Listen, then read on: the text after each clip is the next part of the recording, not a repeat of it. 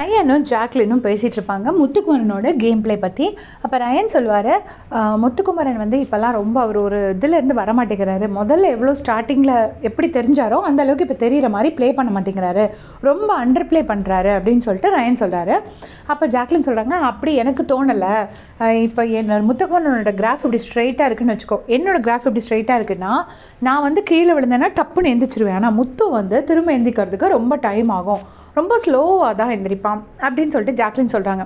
அதுக்கு ரயன் சொல்கிறாங்க, முத்து வந்து ரொம்ப ஸ்ட்ராங்காகவே இருக்கிற மாதிரி காட்டிக்கிறாரே தவிர உள்ளுக்குள்ளே ரொம்ப பயந்துட்டு தன்னோட வல்னரபிள் சைடை அவர் காட்டவே மாட்டேங்கிறாரு. அப்படி இருந்தால் சரியாக இருக்காது அப்படின்னு நான் நினைக்கிறேன். அதாவது ஒரு மனுஷன் கோவமே வராமலாம் இருக்க முடியும், கோவம் வரும்போது அதை காட்டணும். முதல்ல எல்லாம் ரொம்ப ஓவராக ப்ளே பண்ணிட்டு இருந்தார். அதுக்கப்புறம் வந்துட்டு நிறைய விமர்சனங்கள்லாம் வர ஆரம்பித்ததுக்கப்புறம் இந்த இண்டிவிஜுவல் கேம்னு ஆக்கினதுக்கப்புறம் முதல்ல டீம் கேமாக விளையாடும் போது நல்லா விளையாடினாங்க. ஆனால் டீம் கேம்னு எப்போ அந்த டீம் கேமை மாற்றிட்டு எப்போ இண்டிவிஜுவல் கேம்னு ஆரம்பித்தாங்களோ அதுலேருந்து முத்து வந்து நம்மளால் பார்க்கவே முடியல, ரொம்ப சட்டிலாக விளையாடுறாரு அப்படின்னு சொல்லிட்டு ரயன் சொல்கிறாங்க.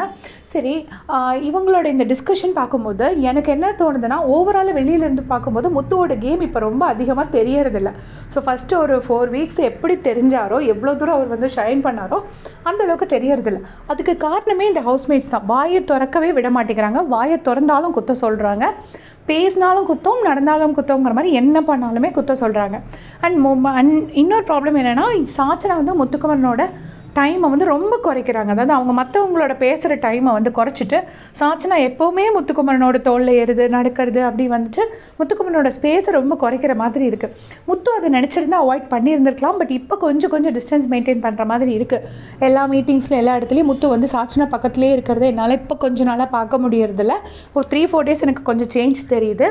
ஆனால் சாச்சனா வந்து முத்து தனியாக இருந்தால் கூட மேல் போயிட்டு தோளில் ஏறி நடக்க சொல்கிறது இந்த மாதிரி பண்ணுறாங்க. ஸோ இது வந்து முத்துவோட கேம் பிளேயை கொஞ்சம் அஃபெக்ட் பண்ணியிருக்கு அப்படிங்கிற மாதிரி நான் பார்க்குறேன். நீங்கள் சொல்லுங்கள், முத்துக்குமரன் வந்து அண்டர் ப்ளே பண்ணுறாரா, இல்லை இவங்க யாரும் முத்துவை விளையாடவே விடுறது இல்லையா, முத்துவை கார்னர் பண்ணி விளையாட விடாமல் ஆக்குறாங்களா அப்படிங்கிறத மறக்காமல் கமெண்ட்ஸில் சொல்லுங்கள். தேங்க்ஸ் ஃபார் வாட்சிங்.